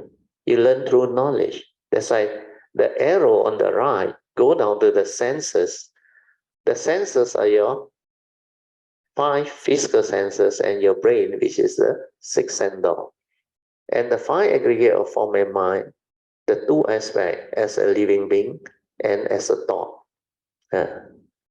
So this one create the mundane living, the phenomenal world of consciousness, where you use the thought. That's why it create mundane living. You understand? No? Without the wisdom, all your living is mundane, through knowledge, through memory. Then the other direction is meditation, direct seeing, where you silence your mind. You don't use the mundane mind. When you are aware, when you are silent, sati, meditate, you develop the direct seeing. Then you awaken, you insight into phenomenon. That's how wisdom come to be. Then this wisdom is with your nature, where your nature awaken to it. No need to remember, no need memory. It's there all the time. That's why you will know how to apply it and use it. When you awaken to it, you don't need to remember. Then that one, connected to the senses, which is the 5 aggregate of form and mind, develop the noble living. Noble living means the Pativeda, the 3rd phase of Dharma, the life of an enlightened being, a noble one, means noble living. So this is how you can create a triangle to explain cultivation. So now you understand, C is the pure consciousness or awareness. This is the first to come out from the source, from our true nature. Then from there, it creates mental thinking. You use it for living, mundane living. That is what the thought is all about. Then on the left-hand side, the meditative one, silent. The silent mind develops the direct seeing and the awakening. This is how you meditate. You cannot use thought. The other direction is thought-based. This direction is awareness-based. Then with the wisdom developed, you can live the noble life of enlightenment. So can you understand? Clear? Huh? Then number 8. The phenomenal world is a world of consciousness and it's not real because it is dependent originating. You know what is dependent originating or not? Because everything that happens within our conditioned world is dependent originating. No condition, nothing happen on. The condition only thing arises. Even our form and mind is the same. The 3 things that support. When it is there, it animates into a human being. That every being is like that. Then we have our karmic, we have our environment, we have our other nature's forces and all those things. Then all this interact. That's why interdependent, dependent originating. So when the collective consciousness is negative, nature's disaster will arise, war will arise. These are all nature's law. Born of karma niyama, chitta niyama, and dhamma niyama. So all this you can understand. That's why the phenomenal world is a world of consciousness and it's not real because it's dependent originating. Hence, impermanent and empty, not real, not what you think. And we created the phenomenal world with our mundane mind, like the four circles. We are our mundane consciousness. Reason why the Buddha said mind is a forerunner of all things, exactly like what I share with you. Mind is chief. When mind arises, all things arise within the phenomenal world. That's why this understanding are all interlinked and very beautiful and very profound. Then number 9, trace the origination factor on why your mind stir. Just I already explained. Mindfulness of the 6 internal sense bases and 6 external sense bases. For according to the Buddha, whatever that arises, there are causes and conditions behind. When conditions are such, things will be like that. Cannot be otherwise. So you have to accept the reality within the moment. You have to accept what is. So acceptance, ability to accept the reality is wisdom. To deal with things in life. Or this is suchness, tathata, the essence of things. The truth, the reality of our conditioned world, which is governed by a set of nature's law, the pancha niyamas, which I have gone through. Then silence the mundane mind to realize the true mind. This one, by now, you should understand. The true mind is a meditative mind, which is just aware, still, and tranquil, no thought. It was there all the while, but because of your delusion and heedless thinking, you are not aware of its existence. Why? You are lost in thought. How can you be aware? You don't have space within thought. And then number 11 is the one that we realized, very profound, very beautiful. This was, I think, four years ago or what, because that time, before August the 1st, she went to the Paris, I think, France. Sister Amy shared her recent holiday experience in France, where her whole family encountered an unpleasant incident, and how she was able to just stay away with understanding, means silently observe, and not get involved at all with what happened. Because she can accept the reality of the moment with understanding. But things are just the way they are. She saw clearly why all the parties involved were behaving just the way they are. Their anger, their emotion, leading to all the misunderstanding and commotion were so vividly expressed. You know what happened? According to her, her whole family went to that trip. I think they were at this one of the place. I think it's the Louvre, if I'm not wrong. It's somewhere that they had to go in. So before she went there, I think she got a fall or what. She need a wheelchair, etc. She couldn't walk that time. So they tried to bring the wheelchair in, but the rule is wheelchair cannot go in. And you know, quite low, the guard are all very professional and very strict. So stop them and tell them, cannot, out, you go. Then they try to explain. But no point, because both try to be right. That guy go by rules. Cannot means cannot. Whatever you say cannot. That's why finally they have to give in. Then only resolve. Otherwise cannot. Then Amy was smiling there. He realized for the first time in her life, even family member getting entangled, she was able to just silently aware and observe. Then saw exactly like what I described in the Buddha's teaching. how the five aggregate of form and mind, or the family member that got all develop the emotion and the commotion and all those things. Then misunderstanding, argument, conflict, everything. When you see that, when you are cultivating, you have joy. Well, this is what you have to understand. The world is the world. Condition like that, things will be like that. People are just the way they are. You can accept you are at peace. Then resolve it amicably.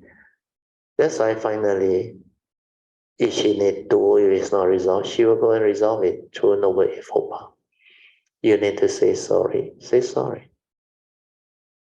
I apologize for causing all this unnecessary. Well, I know you have a duty. You are God. This is the rules.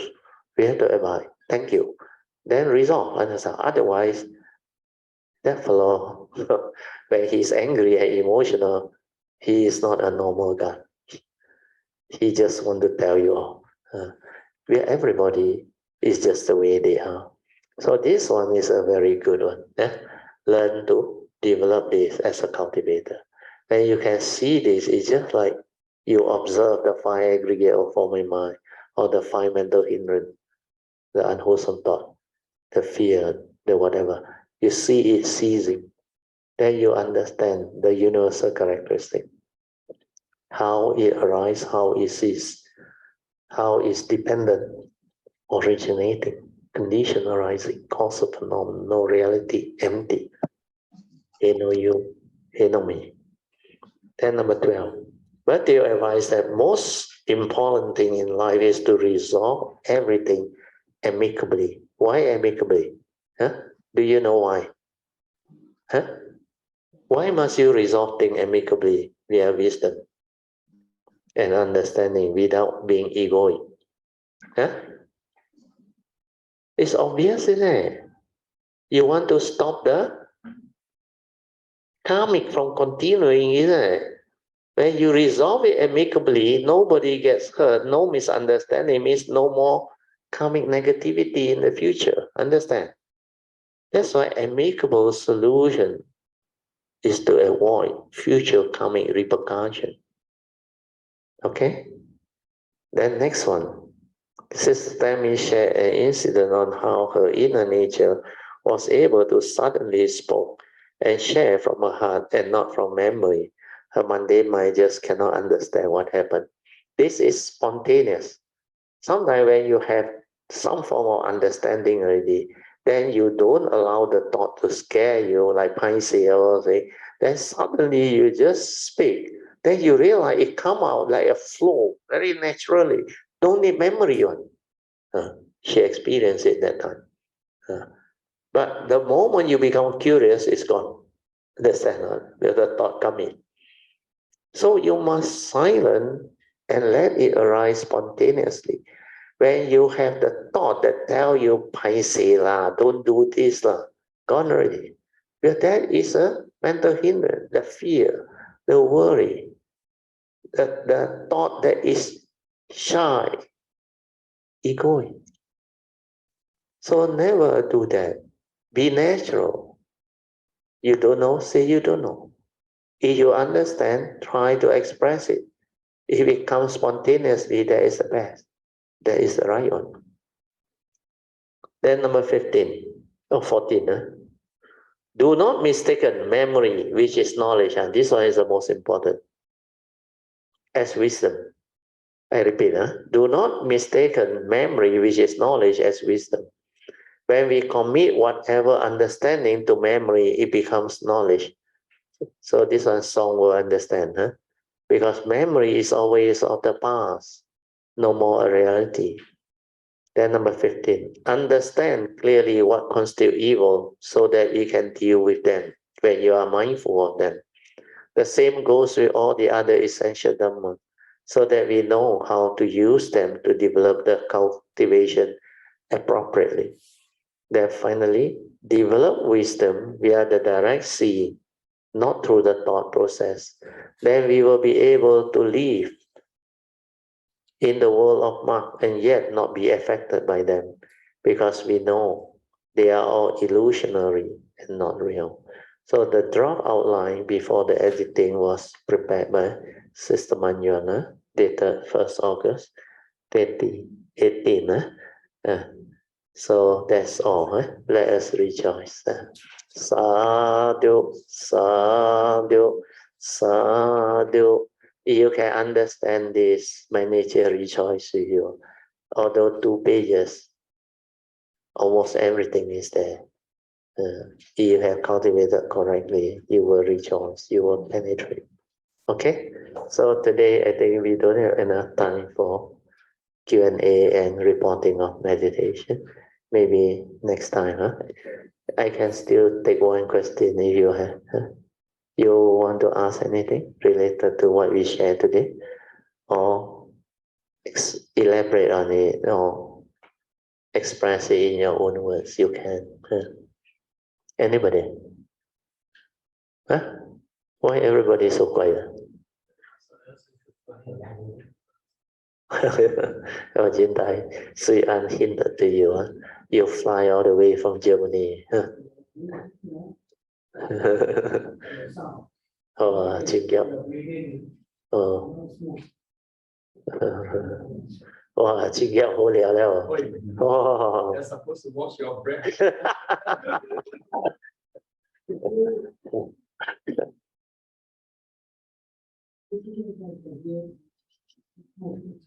你耳好了。Sometimes you can hear it because it comes naturally. When he is not using the thought, not thinking, then he can hear.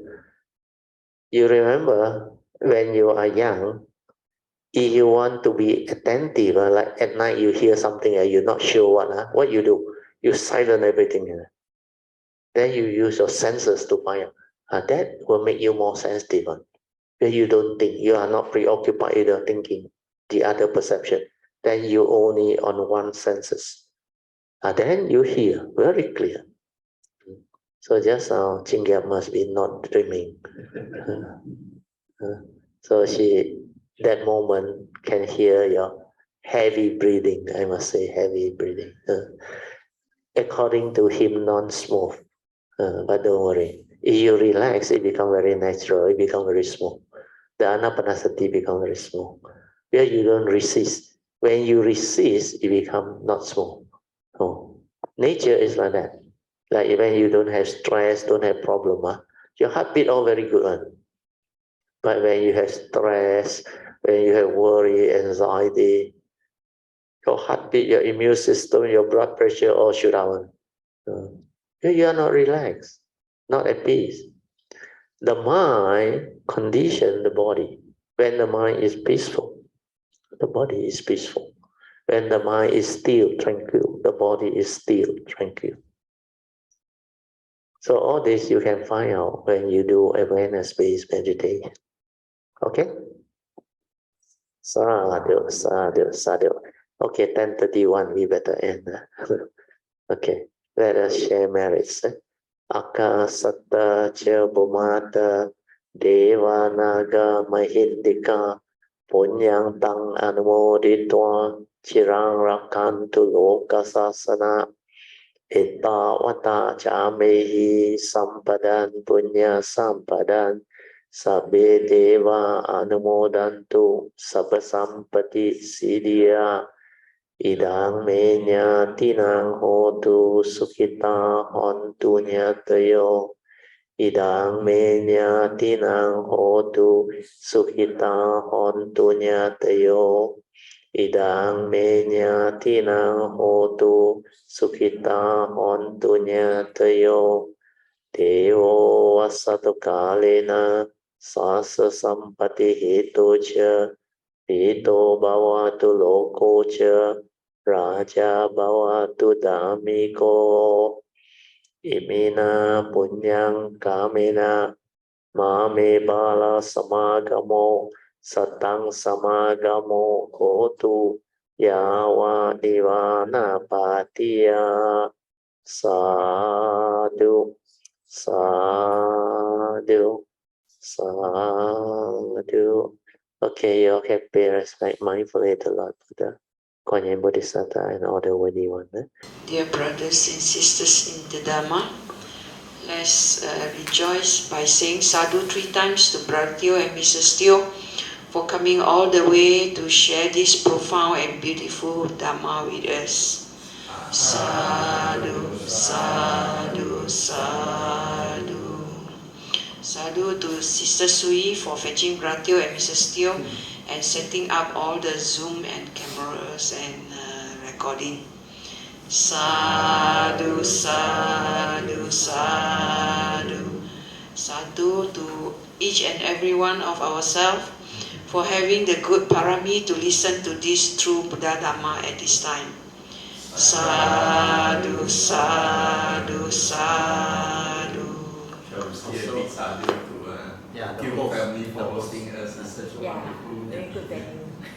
Sadhu, sadhu, sadhu. I want to have a special word for Sister Sui because I was just checking the Zoom from my handphone. So, there's a mic.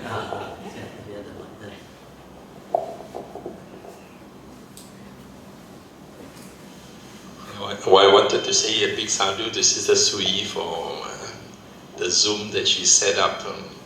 I know it's it's a lot easier to set up the Zoom at your home, but it's not easy to set up the Zoom here.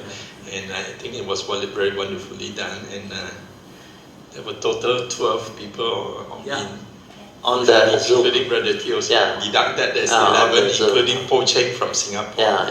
So it's wonderful to have this technology where people from far away is able to participate in the Dharma sharing. If the timing is right, you can actually zoom in also. Jinta, you can zoom in, but now I listen to the sharing also. Okay. Same.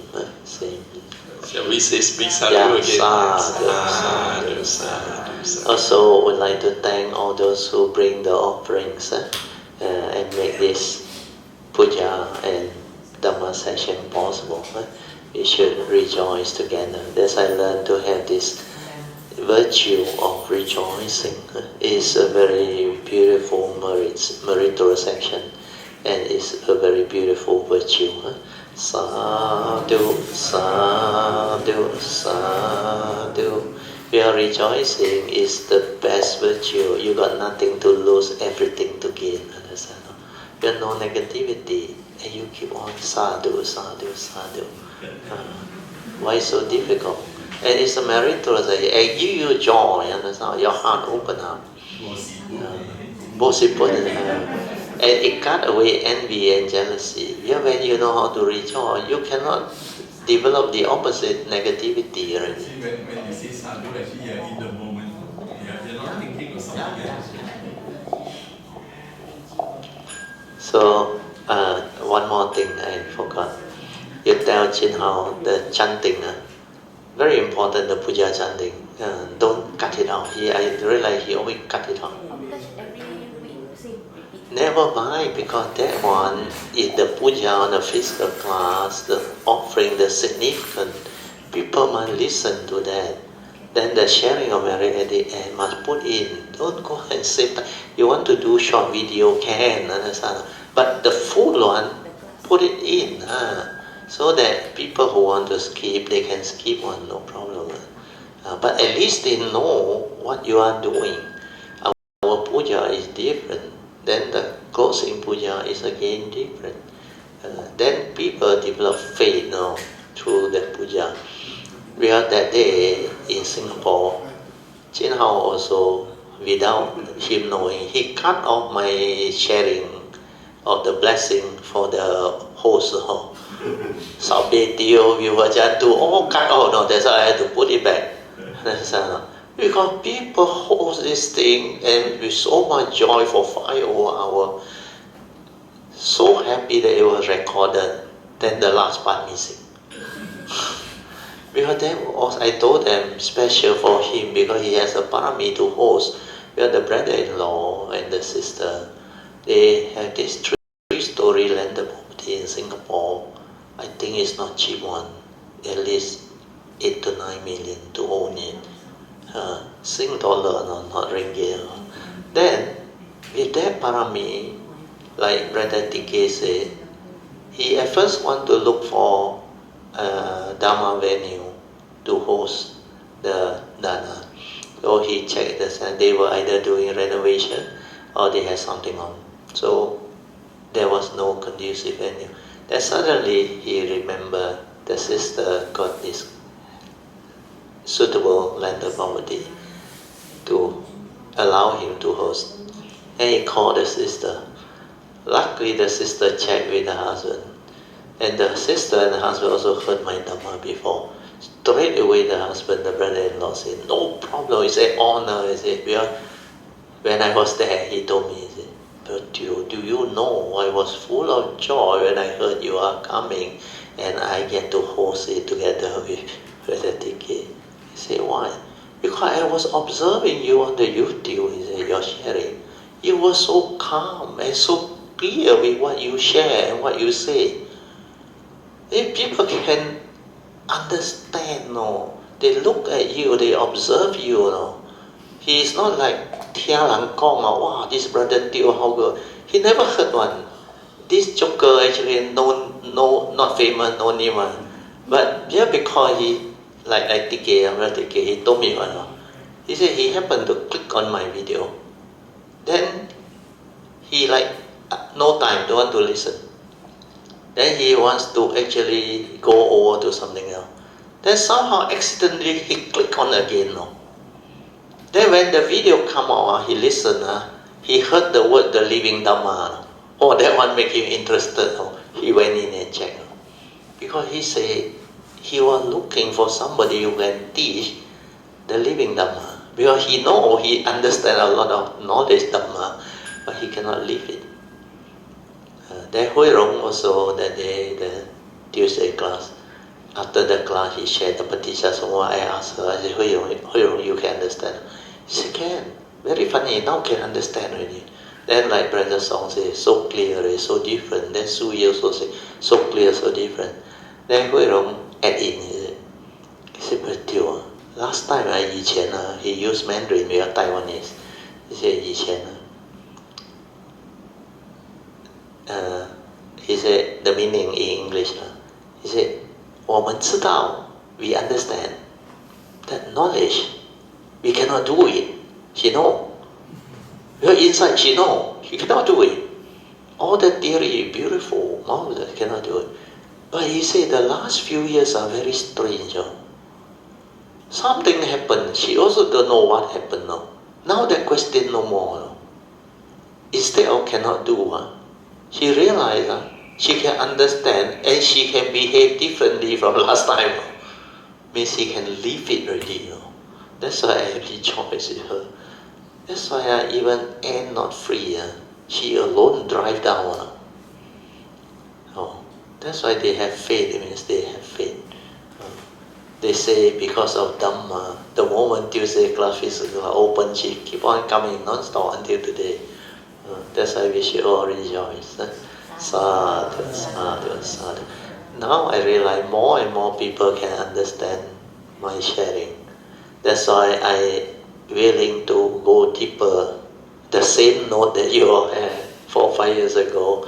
Last time I cannot share deeper. Even Tuesday class, the dwelling, I cannot share that way.